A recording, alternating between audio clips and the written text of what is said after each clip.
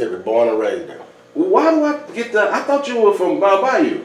Well, you know, we were born in Mount Bayou during the time that black people were born. They couldn't be born in the hospital in Clarksdale because that was only for the whites. So the black people had to go to Mount Bayou to have their kids, or either have a midwife lady to come in. Really? Yeah. I wouldn't think you'd be old enough to have experienced that. Oh man, yeah, we experienced it. But you were born in the 70s. I was born in '72. Wow, damn, it was like that in 72. Okay, how far away is Mount Bayou from Clarksdale? Oh, Mount Bayou is probably about probably 25 minutes from Clarksdale. Mm-hmm. About 25 minutes from Clarksdale. All right. Tell me about how you were raised, your upbringing. Oh man, you know, growing up as a kid, man, you know, my uncles and my cousin and all them had gospel groups and we just came from a family a lot of people that sing, you know. Mm-hmm. Is there any groups I may have heard of? They had a group called Human Tornadoes out of Grenada, Mississippi. Then my uncles had a group which I sung with out of St. Louis called the Mighty Sons of God. Oh, really? Yeah. How old were you when you first started singing gospel? Probably about 17. Okay. How did you get into it? Just coming up in the church? Well, you know, when we were kids, you had to go to church. Yeah. You were going to church on Sunday. You going to get out there and go somewhere. You know, you weren't going to lay around there, so the older people made sure you went to church on Sunday. Yeah. You can do whatever you want to do through the week, but you going to go to church on Sunday. That was your upbringing? They made sure that. Okay. So it's kind of hard not to go to church and not love the music. Yeah. Well, you got to look at most of the music is based from church music, and church music is based from some of the music that we do, you know? Yeah. Talking about music that you do, what kind of music do you do? Man, we do soul music. Okay. Yeah. I didn't hear you say Southern soul, I didn't hear you say music. When it all boils down, it's still soul music, man. Okay. You know, I don't know where they get this Southern soul from, you know, but when I came up and got in the business, it was R&B soul. You know, that was Johnny and them, Johnny Taylor, Tyrone, and all them cats. They labeled themselves as R&B and soul singers. So I don't know where the Southern soul came from. I guess the younger generation came in and did that. You know what I'm saying? I always pictured you as a blues singer. Well, I can do blues, but if you really look at blues, you talking about Muddy Water, John Lee Hooker, and stuff like that. That's what I consider blues. You know. Okay. And I was raised up on a lot of that, man, cause I came from Clarksdale, and all them guys came from Clarksdale, like Sam Cooke, Muddy Water, Ike Turner. You know, so all them came from there. Yeah. From the Delta. From the Delta, from Clarksdale. Yeah. So tell me about coming up in because I lived in the Delta for a little while. There was a pride about being from the Delta. Man, the Delta, man, when we were growing up, it was the place to be, man. You know, you had a lot to do. We played a lot of sports, and we had places to go. Like, in one of my songs, I got a song said Clarksdale, Mississippi. You know, we had this movie theater called New Roxy. Okay. We'd go there on a Friday, pay $1 to see 2 movies, man. You know, we just had fun, man. Yeah. And they had a little strip in Clarksdale called El Sequina. It was like Beale Street. It had like 8 clubs on it, and it stayed packed. Yeah. So, you know, back then, man, everything was good. Yeah.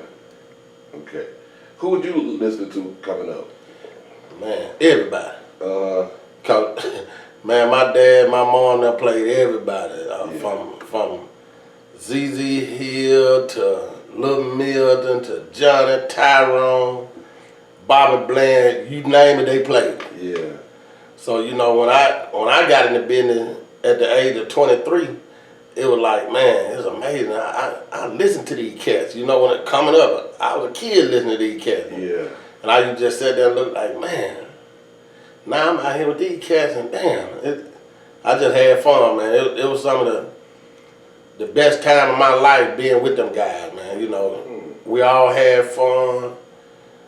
It wasn't no hating, wasn't no none of this. You know, they got with me, young man. You know, you need to do this, you need to do that. So they taught me a lot, man. Who were some of the guys that you came up under? Man, when I got in the business, I was the youngest. I was 23. I was the youngest person out here with Johnny, Tyrone, Little Milton, Carl Sim, Marvin Cease.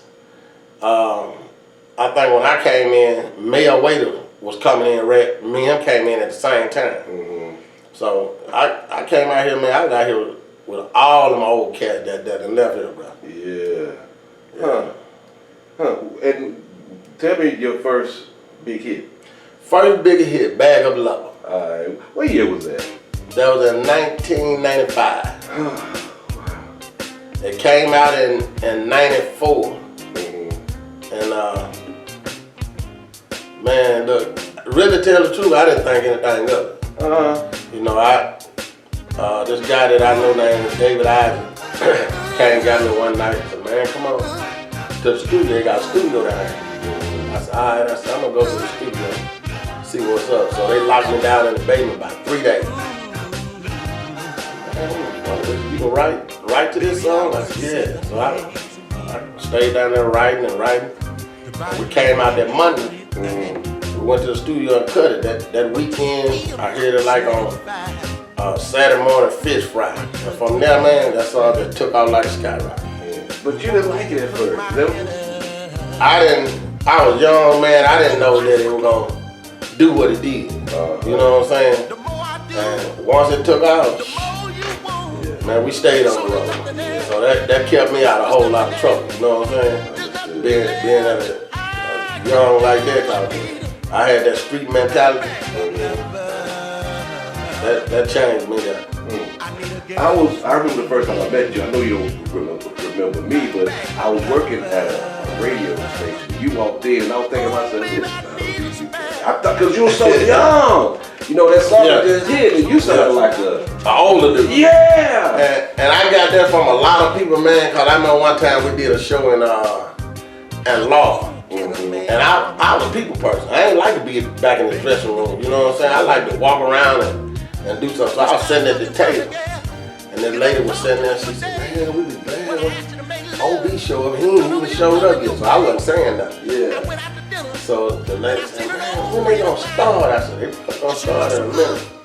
So I went back in the back, got dressed, and I had to walk. Coming out from the dressing room, I had to go right by their table. And she looked, she said, that was him sitting at our table. So, you know, man, you know, we had a good time, man. Everybody thought I was an older cat when I came out. They thought I was an older dude. Yeah. Okay. And so, but even with that, a lot of younger people was, all the young people, man, when Bag of Lover came out, even the kids was singing Bag of Love. So Bag of Love got a lot of young people listening to the blues and soul music, man. Yeah, it opened the door. It opened the door for a lot of young people, man. Yeah, a lot of young. Yeah, before that it was our parents. Yeah. So how have you seen the scene change over the years? Like, is the crowd have changed down through the years because the music have changed. And you know, you got to change with the time, you know what I'm saying? And like a lot of music that we was doing back then, you know, you can't do it now and think it's gonna be a hit, you know what I'm saying? Music that you think gonna be a hit nowadays, you can't even pick it. You know? Next thing you know, you be like, damn, that song, I ain't believe that song gonna do anything on the album. I just put it on the album to have 10 songs on the album, you know what I'm saying? But that be the main song that take off. Yeah. How many albums have you put out over the years? 27 albums. Wow. 27. 20. So when you put out an album every single month or so, how does that work? I was doing an album like every year. And I did that to keep something keep something new in people's ear. Yeah. You know what I'm saying? Cause nowadays, if you don't constantly put something out, people get the urge to forget about you. Yeah. You know what I'm saying? So I try to keep something in their ear at all times. Yeah. They be like, man, I'll be constantly putting out something. You know? Yeah. What are some of the hits that you put out over those years and those albums? Oh man, Out the Bag of the Lover, it was I Got Caught. Mm-hmm. And I Got Caught. It was oh man, so many, man. Just Playing With It, Bang That Thing, man, so many songs. I can't name them all. A lot of your music is kind of sexual. That's always been, you know, because you from the dance. You know, from day one, we always did it like that because, you know, you always want to put out something that people are either going through or people have went through, you know what I'm saying? So I try to keep something out there what the ladies are like. A woman ain't through until you make her weep. Get the ladies. Get the ladies, the guy gonna come. Yeah. They gonna make the guy buy the music. She don't want you to play So around. if you get their She ear, want you to hit you that got the spot. guy. So what's You next? think you're doing all that? Well, I just did a new album called Southern Soul Brother song. Man, and it's making a lot of noise right now. Okay. What's the single off that one? Bet You Got a Good One and Bend It Over. Okay. Okay. I don't think I heard that one. It's gonna be brand new. It's brand new, man. It's been out probably about 3 weeks. Oh, okay. And it's picking up. They're picking up a whole lot.